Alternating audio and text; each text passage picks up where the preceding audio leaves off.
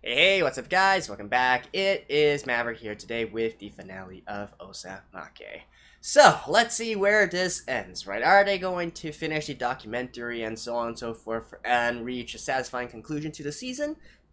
Hard to say. I would venture a guess and say this episode will probably be more focused on Kuro, since well we've seen Shiro's side of the story and her past with Haru here.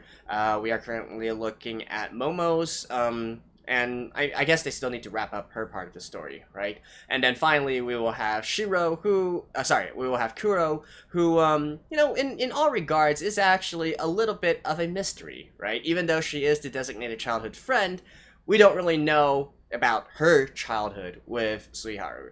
So, yeah, I think that's basically it for this episode. I hope it's going to be fun. It's going to be entertaining. I reckon there's not really going to be that much in terms of the actual cat fighting back and forth, although it could still be possible, right? That would bring a satisfying conclusion to all this and maybe encourage people to pick up the manga, to pick up the light novel instead. So, with that in mind, let's get into the episode. Alright, let's begin in 3, 2, 1, play. Oh.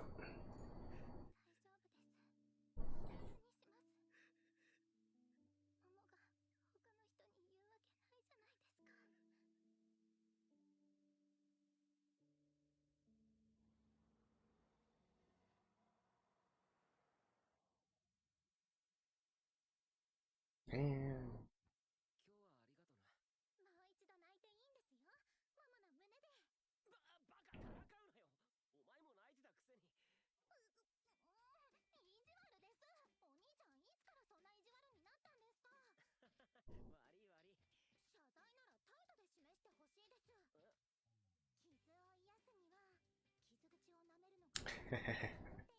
So kiss your chest? Oh.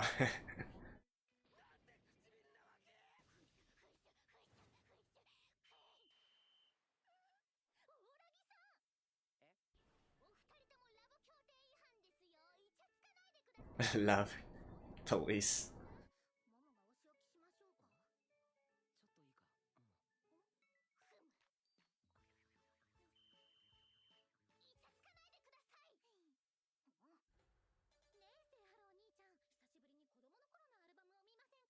Hmm? Oh, okay. So is this like bait?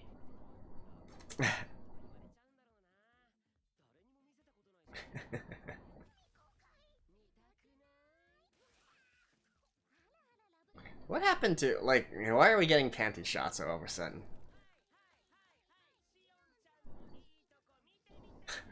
Oh my god, that blood. The animation for this is just incredible.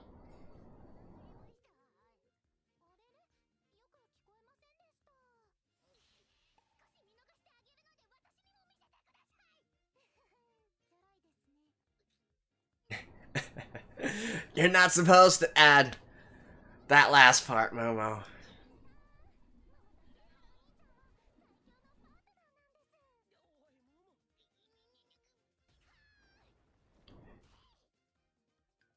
Oh.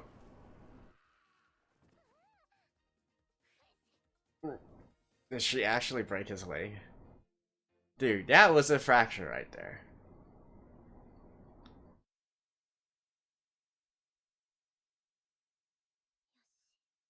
Right.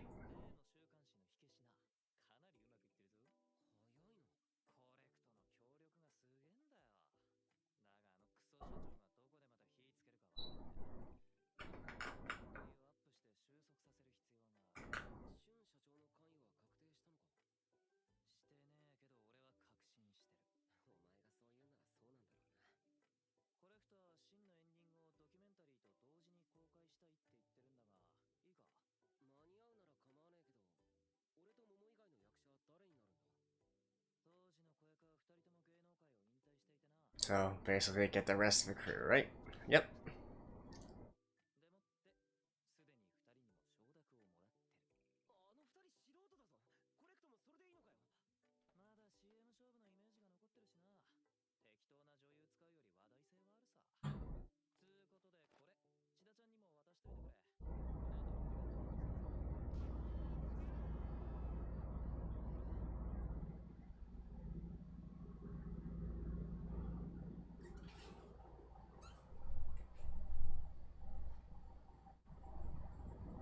How's he gonna film with his arm broken now?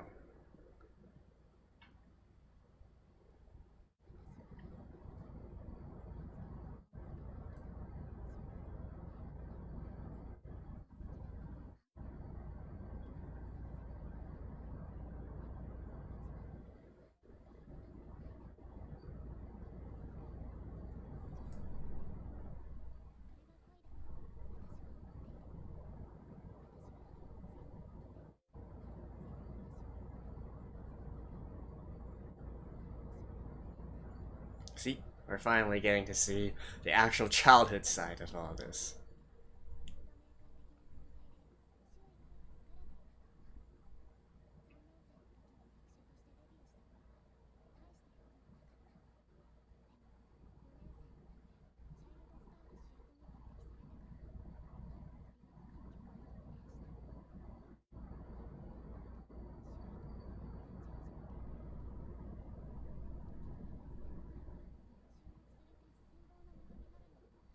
I felt like he handled himself pretty well, all things considered.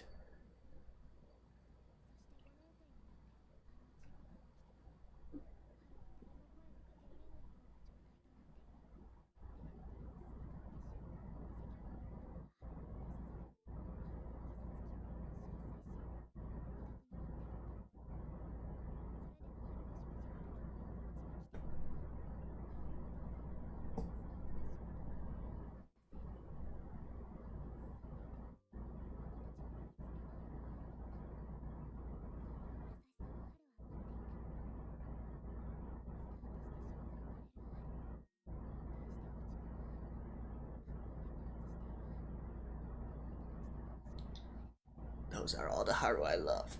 Oh, or I've seen.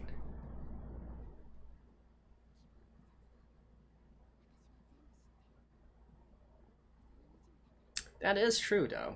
Compared to Shiro and Momo, right? Who basically look up to Haru as more of someone to look up to and whatnot. It's definitely different for Kuro here.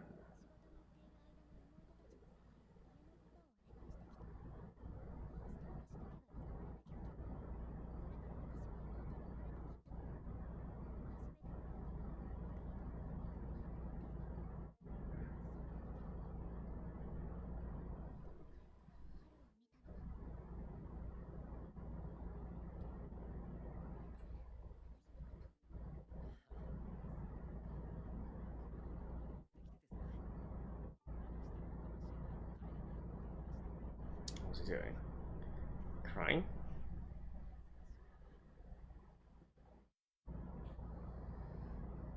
Or just exploring?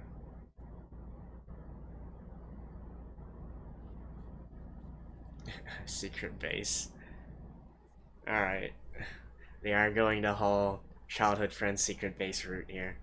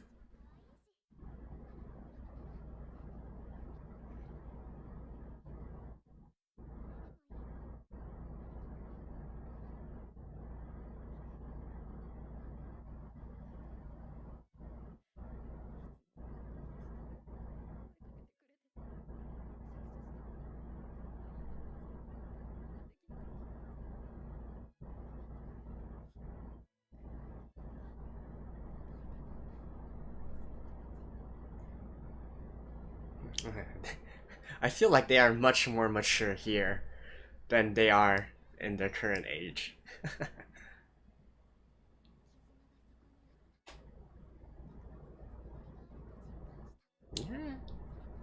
You gotta admit, that is a pretty special connection there. Osaka no.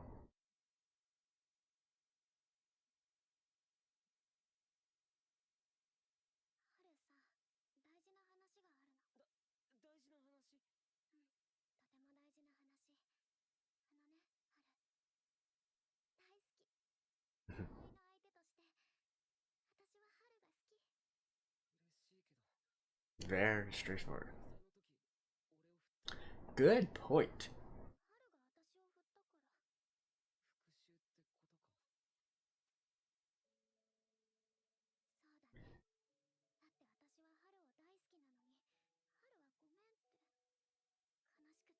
Honestly, the most weird thing about all this is that this is a case where all the feelings and emotions of the characters are made laid to bear, and yet we still end up in this kind of situation.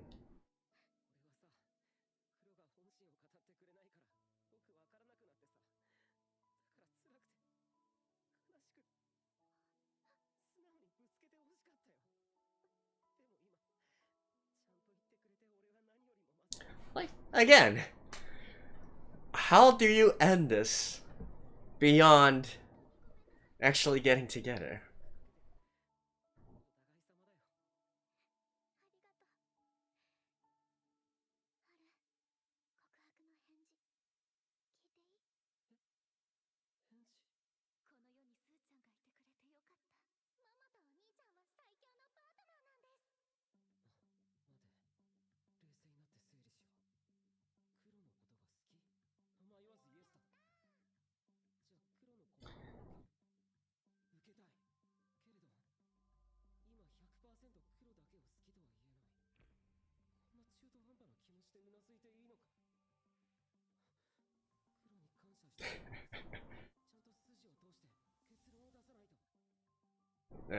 It's not rocket science, dude.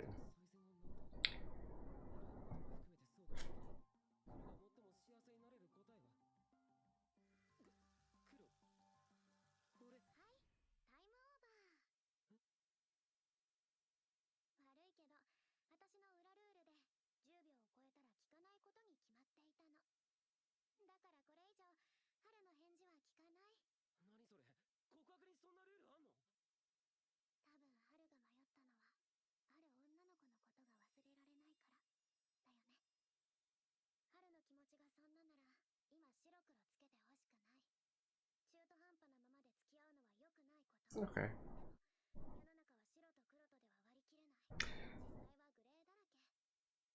Or maybe pink?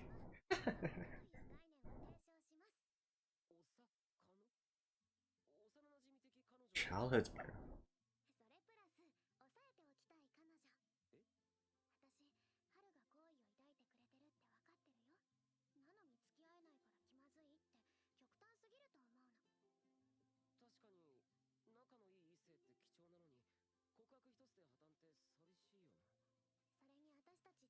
You have a lot of precious friends, Haru.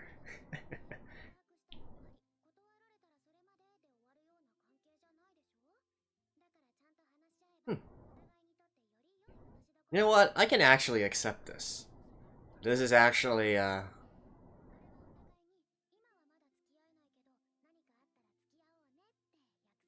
okay, I retract my previous statement. They are handling this pretty maturely, right?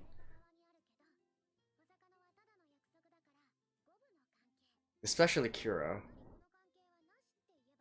Considering that, really, it's her actions that caused all this in the first place.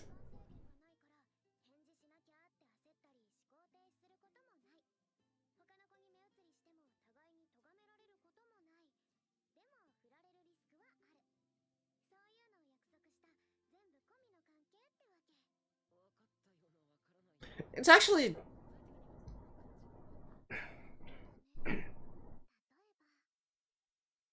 Kiss?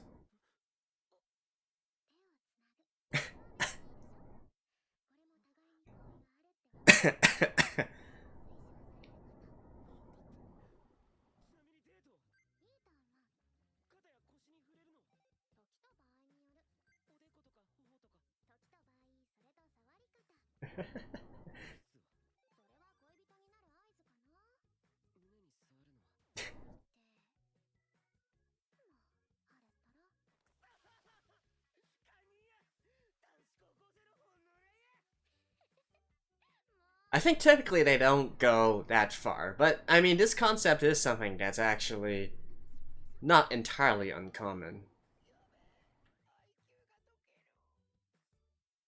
Right? The concept that.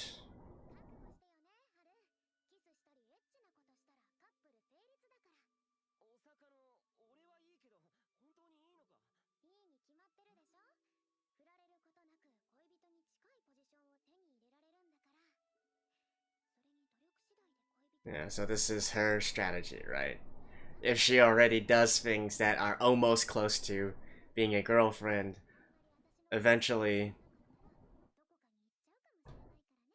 eventually it'll be by default she would be the girlfriend.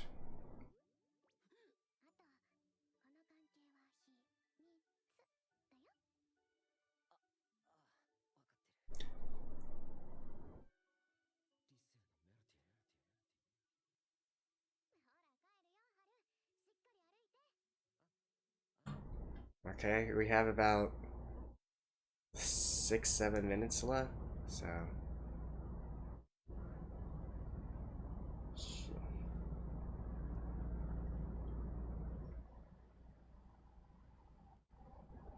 Okay, his hand is good now.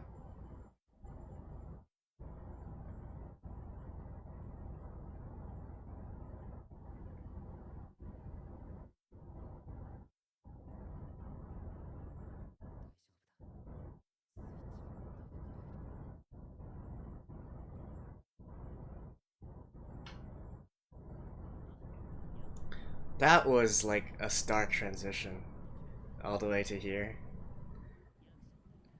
Right, they're basically saying that, I mean, I would guess like a month or so has passed, right?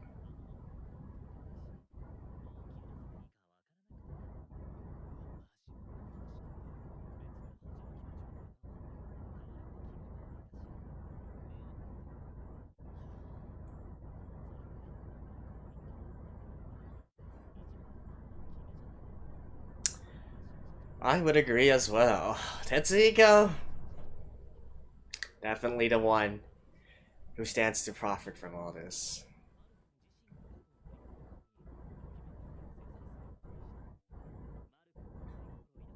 I mean, don't get me wrong. I'm sure that he is actually true friends with Haru, but I do believe he's put himself in a position to gain the most benefit.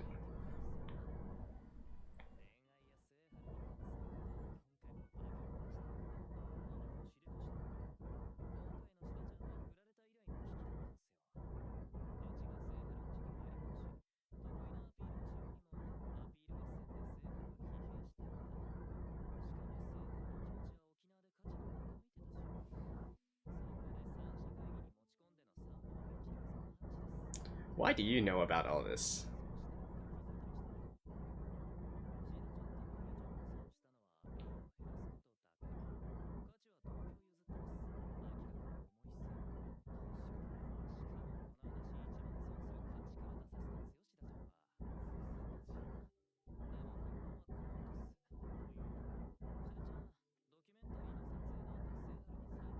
See, why does this guy know all of this?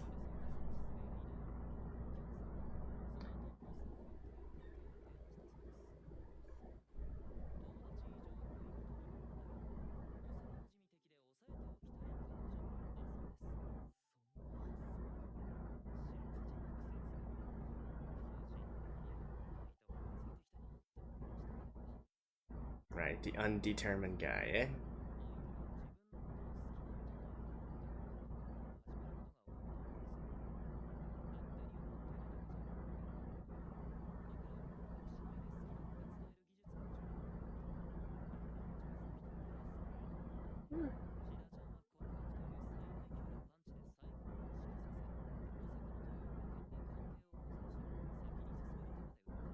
Indeed.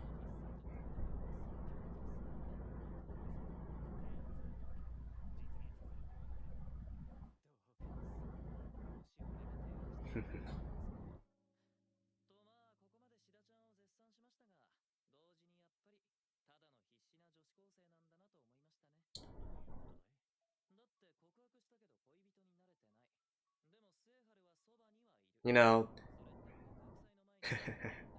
I definitely feel identify with this guy the most.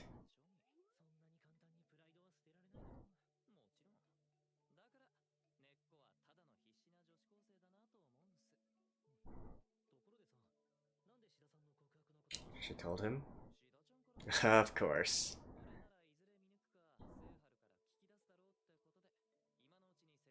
Alright, this guy is the one who's really controlling everybody here.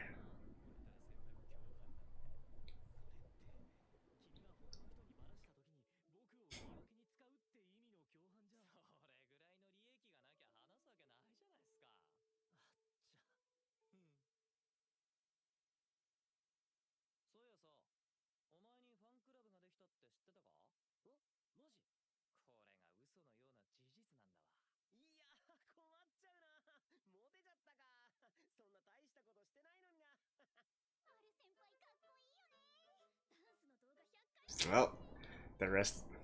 Okay, they're gonna be like, this is...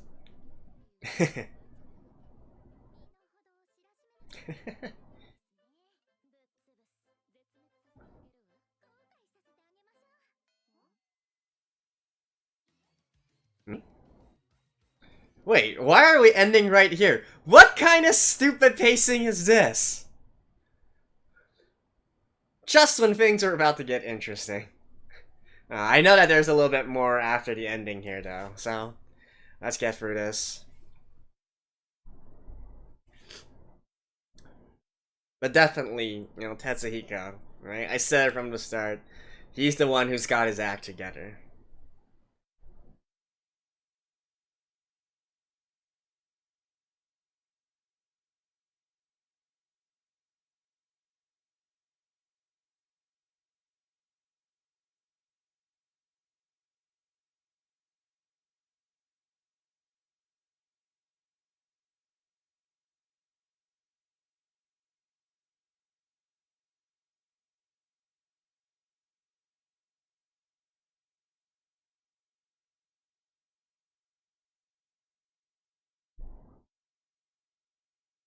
I mean, I don't really want to say more at this point. I want to wait until everything concludes to give my final thoughts on this.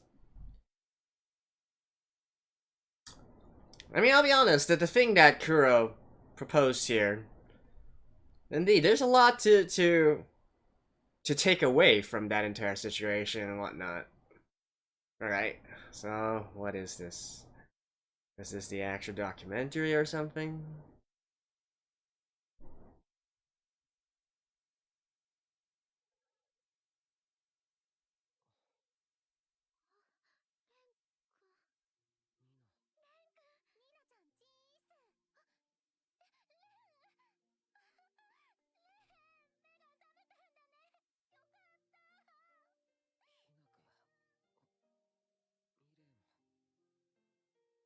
There's some pretty nice acting, actually, all around.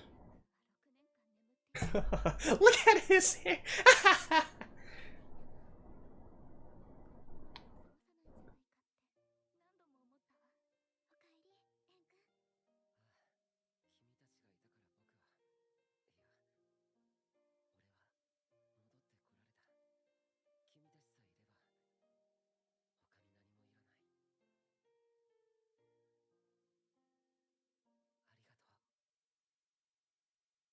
Ending here on this kind of note? I'm not really sure how I feel about that, but okay. See you guys after this.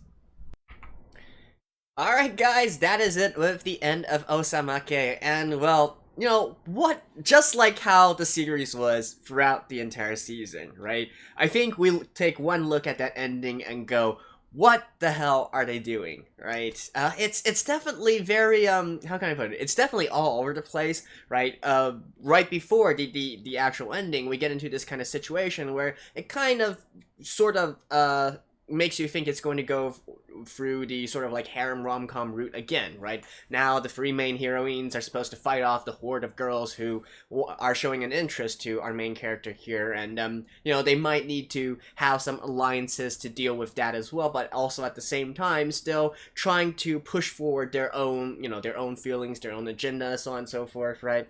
Which is indeed quite interesting in a lot of ways. But then at the very end there, I do think that, you know, that's not just there's a specific reason why they ended with that, right? With the sort of the true ending of the documentary that they're doing, and so on and so forth. So even though it is that, by putting it at the very end of this episode, and indeed the end of this season, I think it is in a way sort of like a microcosm of the entire story as a whole, right? Like Haru at the end of the day is just happy that he is able to have this relationship with these three girls, even if he eventually might only end up with one of them, or heck, even none of them, right? Although I would think that kind of ending would indeed be very, very unique, and I mean, if the author does decide to go that route, you know, full props, but I don't really think that's how it's gonna go, right? You know, this okay, let's break down this episode first before delving deeper into their relationships, right?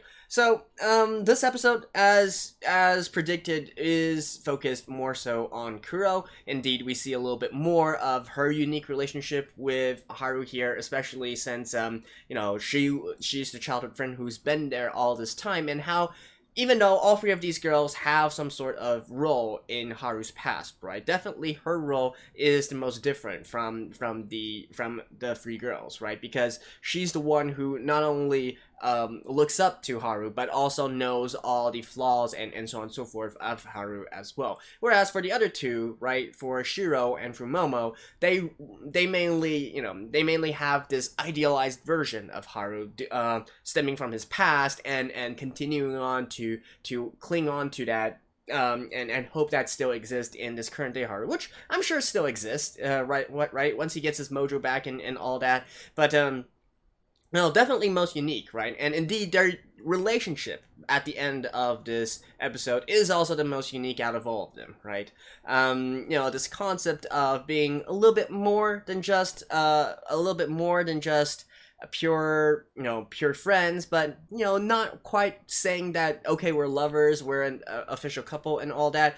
Originally, I thought they were going to go some other kind of route, right? Where, you know, this concept of a promise in the future, right? I think it's, that's something that actually happens quite common in real life as well, and so on and so forth, where, you know, you make, you're, like, people are good friends of each other, you know, you're good friends of the opposite sex and whatnot, maybe even besties in some cases, and being like, okay, so I think it's not entirely unconceivable that we date each other and so on and so forth, but you know, that's, you know, let's not make too hasty a decision, right? Because we got already a pretty good thing going here with our platonic relationship and whatnot. How about, like, we make this mutual agreement that once we reach the age of, like, who knows, like 25, 30, in my case, the times when I encountered this the most was in my college years, where you know, you would have this kind of case where saying, okay, by the time I reach age 30 or something of that, like that, if I don't, you know, settle down or marry, you know, let's try it out, or something of that sort, right? You know, most of the time it is said mostly tongue-in-cheek, mostly jokingly and whatnot, but, you know, it does have a precedent, right? I thought they were going somewhere there with this one as well, but as it turns out, Kuro is definitely going at it in a much more active kind of way, a much more hands-on kind of approach, where, you know, she is really tiptoeing the fine line between how, you know, just a normal friend would act and versus how a couple would act, right? I'm sure a couple, normal friends of the opposite sex would not be, you know, clinging to each other, hugging each other, holding hands, especially not with the, you know, the fingers interlaced kind of hand-holding and whatnot. And just as Tetsuhiko said at the very end there, right, it does, even though it is a sort of an act of desperation, it's also quite clever as well, right, to be able to, you know, once again, remove the risk of rejection, and utilizing her position at that point to really, eventually become so ingrained within Haru's mind that, she just becomes the girlfriend by default, right? I think that's what Kuro is trying to achieve here, and you gotta admit that is actually a pretty damn clever concept, and especially because it's kept a secret from all else, all the other girls and whatnot. She could be continuing on this relationship and continuing on to reach this 100% probability without the other girls knowing or interfering, right? So I do feel like that is a pretty clever ploy from her side. Obviously, you could also look at this from different kind of interpretations, like why this is immoral, or this is so humiliating or degrading. I'm sure that there are some who would argue that kind of point as well, and so on and so forth. But I feel like at this point in time, that is, like, let's be honest here. She brought this situation on herself, right? Like I've been saying since the very first episode. There's no one else to blame but Kuro for this situation. If you just accept his confession during the confession festival, we'd be having none of this, right? And of course, Haru would still be having a pretty nice relationship with Shiro and Momo, and everything that happens eventually. But still, because there is sort of like an official situation here, everything would be just done and done for, right? Although, on that point, though, I do have to wonder, right? Maybe the thing that they're trying to make at the end of all this is that, it's a good thing that he didn't accept Kuro's, or Kuro rejected his confession and all that, because then we have this sort of ambiguity here, which, opens the path for the other girls to do things which you normally wouldn't really be able to do with someone else's boyfriend, right? It's just wrong in a lot of ways to get to that kind of relationship with with another girl's boyfriend and whatnot. But and mixed with the ending that we have here, where it's clear that all three of these girls have an important part in Haru's heart and all that. Maybe, just maybe, that is actually supposed to be a blessing in disguise, at least for Haru, anyways. I mean, I'm sure it's gonna result in some broken hearts for some of the girls here, but, that's for... Hey, it's life, right? It happens, and all that. So, by and large, I was pretty, I was actually impressed by the tone of these last few episodes and whatnot. Getting into the more serious matters, and so on and so forth. Even though, as I've said many times, the thing that I'm looking forward to the most is actually the sort of catfighting and the sort of mind games and wars, hidden wars, cold wars between the girls and whatnot, and how they, basically how they try to, again, ally with another girl to maybe sort of like hinder a third girl, but then also try to achieve their own prospects as well, right? That kind of give and take, that kind of thing is the thing that I'm most interested in. Unfortunately, we didn't really get the chance to see much of that in this season, so it's a bit disappointing for me in terms of that regard. But I presume, because I've been told this before, right? I've read some reviews in regards to the original work and whatnot, and it seems that the original work is mostly headed towards this kind of situation here. So, maybe we just haven't got to the parts that I'm most interested in yet, right? Nah, that could be possible. Now, as for the actual series overall, right, I think I've already said all I need to say here. It's definitely a low-quality animation, and the story in it is just, like, completely ridiculous and all over the place and makes no logical sense whatsoever, but in a way, that's also what kind of keeps it interesting and entertaining, right? Now, with that being said, there is a situation, right? There is a fine line between a great story, a good story, a passable story, a bad story, and a so bad it's good story, right? And I think that, it's not going to be a surprise to you guys when I say that the story here mostly falls into the ones I mentioned at the very end there, right? Is it a so bad it's good situation? I think it's kind of borderline, to be honest, but I don't know, right? Because I haven't actually read the original light novel, so I don't know if this is maybe simply a case of a botched adaptation, or maybe it was just this completely random all the way back in the original story, right? And you know, that's really not the point of this entire thing, and so on and so forth. But I mean, if so, right? If so, I have to say that I would still prefer a more structured sort of harem rom-com. I mean, it's not like I don't read any harem rom-coms, right? It actually is a genre that I have taken an active interest in, and I've read plenty of manga that within the same genre and whatnot. You know, the way that this is handled, the entire story is handled and whatnot, there's definitely a lot of cringeworthy moments, right? And the fact that the animation is total crap is not actually aiding it whatsoever. I mean, like, holy crap, it really takes the cake for some of the animation moments, even in this one, right? But, you know, I said at the very beginning that one of my reasons for getting into this work in the first place is because of the sort of parallel storyline, I guess you could say, between the actual real-life seiyuus of this work versus their anime counterparts and whatnot. Like, it is said jokingly, like, don't get me wrong, you know, there are a subset of people who like to ship, you know, real people together, right? Just like celebrity gossip and whatnot.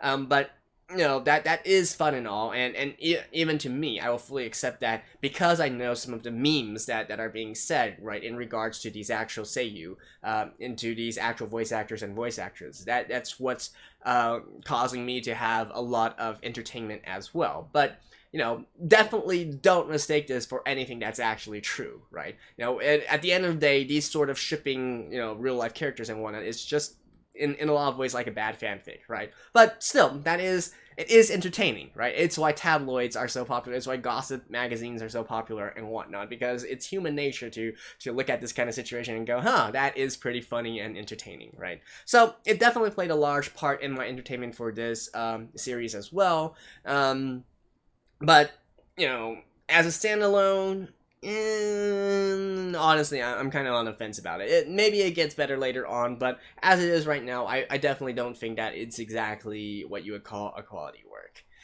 But yeah, anyways, beyond all that, are we going to get a second season? Well, I certainly haven't seen any news about that yet, and honestly, with the budget that they already have here, I mean, I'm just like, if you are going to make a second season, please actually give it an actual animation budget, right? But you know, as per usual, if there's any events that this work is actually going to do, which is going to be hosted by the seiyuu and whatnot, I would say that's pretty much a must-watch in a lot of ways, because, you know, just due to the dynamics between these characters, how much it relates to their real-life counterparts and whatnot, and, you know, that's definitely going to be a source of many memes and, you know, many funny moments for years to come as well, especially for those who take a deeper interest in the seiyuu industry and individual seiyuus. But yeah, but honestly, if there's one thing to take away from all this, is that you want to be in Tetsuhiko's position, right? Because, you know, that is a guy who knows everything, who's got everything under his control. Typically, in these kind of works, probably what's going to happen, you know, if we're following the classic formula, is that this guy who's like sort of the advisor character, the one who really stays out of everything, but then sort of like views this whole situation with a holistic point of view, you know, he might get into his own drama as well with a key female character and whatnot. That's how these series typically go, right? It's the tried and true formula. We kind of get hints of that in this series already in this season, but obviously this is way too early, and so we're probably not going to explore his story anytime soon, even if there is a second season or whatnot. So, yeah, anyways, that's it for Osamake. I don't think there's really too much else to say. I don't think there's too many people on my channel that watch this either, but, you know, if, for those that do, you know, let me know what you think about it. I'm sure that there's some, I remember, like, some of you guys are saying that this is actually sort of like a meta commentary on or parody of harem rom-coms and whatnot. I'm more on the fence about that, but hey, do let me know, right? Because it's these discussions that keep it interesting.